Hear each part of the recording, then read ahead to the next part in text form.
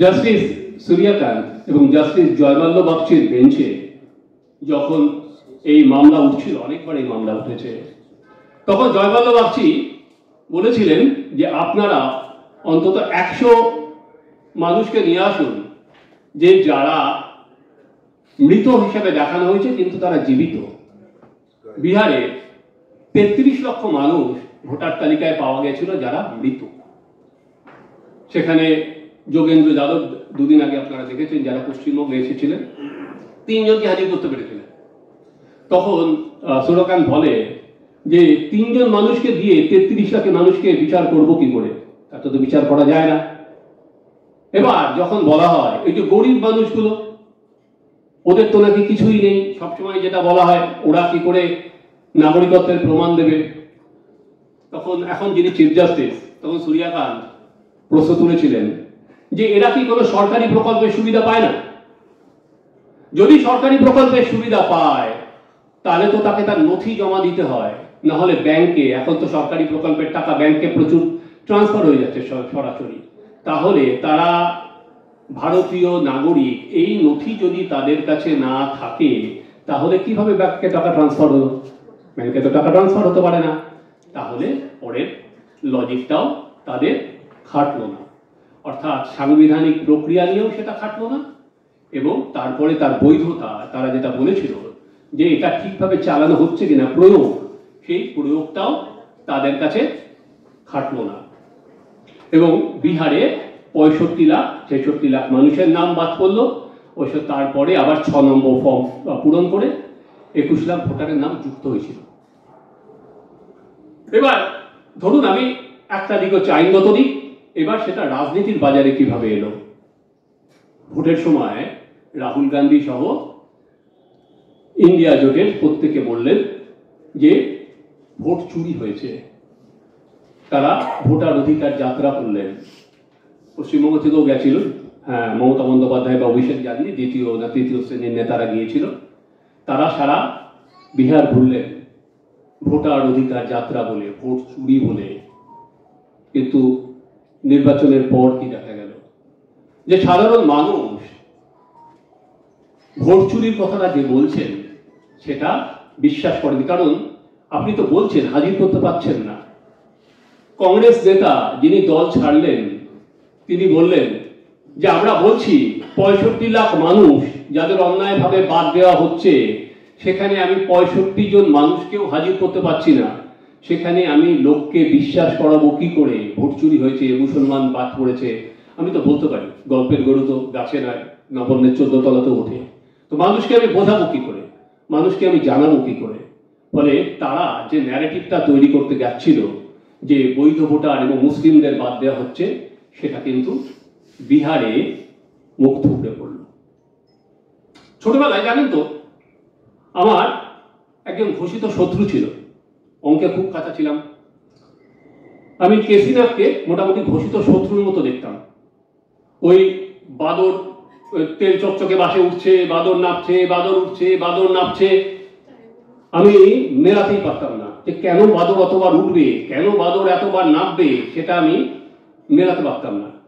এখন আমার মনে হয় যদি কেসিনাথকে এই সময় পেতাম, কেসিনাথের বোধহয় এরকম ঘাম দিয়ে একদম আমার যেরকম অবস্থা হতো সেরকম এই ভোটার তালিকা যেরকম হচ্ছে কেসিনাথেরও বোধহয় সেরকম অবস্থা হতো। আপনি ভাবুন, হঠাৎ করে রবীন্দ্রনাথ বিশ্বাস গাইঘাটা, ভদ্রলোকের 3টে সন্তান, হঠাৎ করে সে জানতে পারলো এনুমারেশন ফর্ম এলো তার 5টা সন্তান, কোথা থেকে 2 জন বেড়ে গেল। এই অঙ্ক তো সত্যিই তাই। আমার এখন মাঝে মাঝে মনে হয় আমি যেরকম ভেবেছি ওনাকে যদি এখন করতাম বোধহয় উনিও পারতেন না। বললাম যে একটা ছোটবেলার রাগ আছে। একইভাবে আজকে ধরুন আমরা যখন, আমি খুব যাত্রা, আমি তো সাংবাদিক হিসেবে যখন যেতাম প্রচুর গ্রামগঞ্জে গেলে যাত্রাটা দেখতাম, ভালো লাগতো। তখন যাত্রার, দেখুন আমাদের কিরকম যাত্রার নামকরণ, আমি যে বললাম বঙ্গদর্শন, যাত্রার নামকরণও পাল্টে যায়। তখন নাম ছিল বাবা কেন চাকর, তাই তো? এখন অনায়াসে হতে পারে শ্বশুর যখন বাবা, কিভাবে শ্বশুরদের নাম বাবা হিসাবে দিয়ে তালিকায় উঠে যাচ্ছে। বা জম যখন ফলতায়, কারণ ওই যে ফলতায় উঠে মরেইটি, ফলে আমরা তো ধরুন বিএলওদের নিয়ে আমরা বলছি যে আজকে বিএলওরা চাপের কাছে পড়েছে, অনেক বিএলও মারা গেছে, ঠিকই, যে কোনো মৃত্যুই দুঃখজনক, কিন্তু যে খবরটা আমরা রাখি না সেটা তো আমাদের লোকের নয়। ধরুন জমালয়ে ভাবুন তো, যে চিত্রগুপ্ত সারা জীবন যে খাতা লেখে, তার চাকরিটা কি বজায় আছে? কারণ সেও তো দিতে পারছে না, হিসাব কি দিতে পারছে? আজকে বলছে 2208, তারপরে বলছে 480, তারপরে বলছে 29, তারপরে বলছে 7। সত্যি বেচারা, তার চাকরি আছে কিনা জানি না, কিন্তু আমরা প্রতিনিয়ত দেখছি যে পাল্টে যাচ্ছে। চোখের সামনে দেখছি স্বরূপনগরের এক সীমান্ত, সেখান দিয়ে শয়ে শয়ে লোক বাংলাদেশে চলে যাচ্ছে। সেখানে দেখে কোনো সময় খারাপ লাগলেও আমার মনের মধ্যে কিন্তু একটা ভালো লাগা ছিল, কারণ 1951 সালে ওই ফরিদপুর ছেড়ে আমার বাবা ঠাকুরদার হাত ধরে পুরো পরিবার সহ রাতের অন্ধকারে চলে আসতে হয়েছিল। তারা চলে এসেছিল তাদের ভিটে মাটি সব ছেড়ে। তাই যখন এই লোকগুলো চলে যাচ্ছে না, এদের তো তারাইনি, এসআইআরটাকে এরা ভেবে ফেলেছে সারের গুঁতো হয়ে এরা নিজেরাই চলে যাচ্ছে।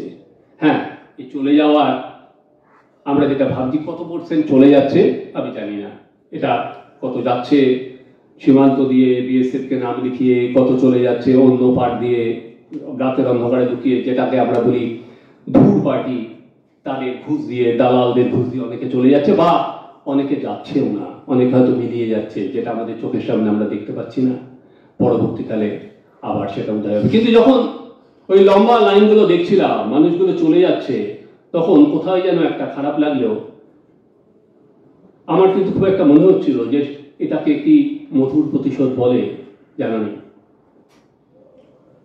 ছোটবেলা থেকে আমি টেনিস খেলা দেখতে খুব ভালোবাসতাম, সেটা এখনো দেখি টেনিস খেলা। আমরা যারা 50-এর উপর উঠতে বয়স, আজকে বাড়ির পরিবারের কেউ নেই বলতেই পারি, তখন কিন্তু স্টেফি গ্রাফ ক্র্যাশ ছিল, সে ছিল আমার স্বপ্নচারিণী। তো স্টেফি গ্রাফ আর গ্যাব্রিয়েলা সাবাতিনের খেলা হলে উঠতাম না। কেন দেখতাম? যে টেনিস তো জানি আমরা, যদি হয় 3টে সেটে হয়, তাহলে 5টা সেটে হয়। যে কোনো সময় স্টেফি একটা সেট জিতলো, সাবাতিনি তারপর একটা সেট জিতলো। আমি কেন বলছি এটা? টেনিস পশ্চিমবঙ্গে এখন যেটা হচ্ছে মোটামুটি টেনিস খেলা, একদিকে আছে শাসক দল, উল্টো দিকে নির্বাচন কমিশন, আর কেউ নেই। মানে প্রথমে যেটা শুরু হয়েছিল তখন মোটামুটি ফার্স্ট সেট 6-0 হয়ে গিয়েছিল, যে বোঝা যাচ্ছে না, যে একটা মিডিয়া চ্যানেলে সব হাই হাই রব কি হবে, অন্যদের বিএলএ 2 আছে সেটা নামেই আছে। যখন বিএলওরা বাড়ি বাড়ি যাচ্ছে, শাসক দল ঘিরে রেখে দিয়েছে তাদের, অন্যদের দেখা যাচ্ছে না, সবাই ভাবছে একতরফাভাবে নাম বোধহয় উঠে গেল, অন্যের নাম বাদ যাবে না। কিন্তু সময় যত গড়াচ্ছে তখন কিন্তু দেখা যাচ্ছে নির্বাচন কমিশন আস্তে আস্তে তাদের, বলা যেতে পারে, বাঁধনটা অনেক শক্ত করছে। এখনো পর্যন্ত প্রায় 55 লাখ নাম বাদ গেছে, এবং নির্বাচন কমিশন আজকে বিহারের পর 12টা রাজ্য এবং ইউপিতে হচ্ছে, কেন্দ্রশাসিত অঞ্চলে হচ্ছে। অন্য রাজ্য বা অন্য জায়গায় কিন্তু 13 জনের দল পাঠায়নি। পশ্চিমবঙ্গে এমন কিছু আছে, তাই জন্যই কিন্তু এরা 13 জনের দল পাঠিয়েছে, এবং প্রতিনিয়ত এরা কিন্তু আপনারা দেখবেন নানা অ্যাপে নতুন নতুন ফিচার দিচ্ছে। এবং এই যে 7টা দিন সময় বাড়িয়ে দিল, এটা অনেক অংশেই হয়তো নানা কারণ থাকতে পারে, কিন্তু পশ্চিমবঙ্গের জন্য কিন্তু এটা প্রচন্ড রকম প্রাসঙ্গিক। কারণ বারবার করে আরো মৃত ভোটার, ওই যে বললাম 2208 থেকে গুঁতো খেয়ে যেখানে 7-এ নামতে পারে, এই সংখ্যাটা আরো নামবে। এটা তো চোর পুলিশ খেলা হচ্ছে, যে কতটা বাদ দিতে পারে বা না পারে। আপনাদের কি হয়েছে জানেন তো আমাদের এখানে? এই যে এইটা সিস্টেম, এই সিস্টেমের এই কারাপশনের সঙ্গে, এই দুর্বৃত্তায়নের সঙ্গে আমাদের পুরো সিস্টেমটাকে স্টেক হোল্ডার হয়ে গেছে।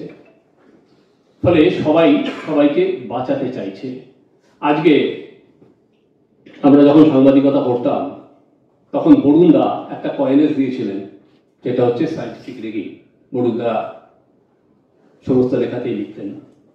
তো আগের আমলের জামিয়ানাতেও কিন্তু সায়েন্টিফিক রিগিং হতো, কিন্তু পুরোটা কোনো সময় দখল করে নেওয়ার মানসিকতা ছিল না, যে কিছু বিরোধীদের ছেড়ে রাখা হতো। যেমন ধরুন কলকাতা কর্পোরেশন তো যখন সিপিএম ছিল বিরোধীদের দখলেই ছিল, বা অন্যান্য কর্পোরেশন, এরকম ভাবে আমাকে সব দিতে হবে, আমাকে সব দখল করতে হবে, এটা ছিল না। কিন্তু হঠাৎ করে জিনিসটা পাল্টে গেল, এখন পুরোটাই চাই। এবং সেখানে যে বললাম, প্রত্যেককে তার একটা অঙ্গ করে নেওয়া হয়েছে। আজকে যারা পুলিশ প্রশাসন বলুন, আজকে সিভিল অ্যাডমিনিস্ট্রেশন বলুন, প্রত্যেককে জড়িয়ে নেওয়া হয়েছে। এবং একজন জানে আমার যদি যাই তাহলে আমার যে কাজগুলো সেগুলো প্রকাশ হয়ে যাবে। ফলে একে অন্যকে টেনে ধরছে। ফলে কাজটা কিন্তু এতটা সহজ নয়। আমরা যতটা সহজভাবে বলছি, এই খেলায়, যে টেনিস খেলায়, যেটা এখনো পর্যন্ত কিন্তু লড়াইটা চলছে, এবং যে 7 দিন বাড়ানো হয়েছে, তারপরে আসল খেলাটা শুরু হবে হচ্ছে 16 তারিখের পর থেকে, যদি খসড়া ভোটার তালিকা বেরোবে। কারণ অলরেডি বলে দেওয়া হয়েছে যে পাল্টা নানা ক্যাম্প করা হবে, এবং ক্যাম্প থেকে সেখানে বিভিন্ন পরিচয়পত্র তৈরি করে দেওয়া হবে। বোঝাই যাচ্ছে নির্বাচন কমিশনের কাজ অনেক কঠিন। কোনো এক তার মিটিংয়ে বিভিন্ন জেলা শাসকদের পরিষ্কারভাবে বলেছে যে কেন 2024 সালের আগে যারা বাংলাদেশ থেকে এসেছে তাদের নাম যাতে কিছুতেই ভোটার তালিকায় না থাকে, অর্থাৎ হিন্দুদের নাম। মালদার ডিএমকে বলা হয়েছে যে কিভাবে যারা বিএসএফ আছে 50 কিলোমিটার ঢুকে যাচ্ছে, তুমি ওটা দেখে নিও। ফলে লড়াইটা খুব তীব্র। এরকম ভাবার কোনো কারণ নেই যে 1 কোটি বাদ যাবে, আমি এখন এটা বলতে প্রস্তুত নই, বা কারণ লড়াইটা খুব তীব্র। উপনিষদে মানুষ নিজেকে প্রশ্ন করত, কে আমি?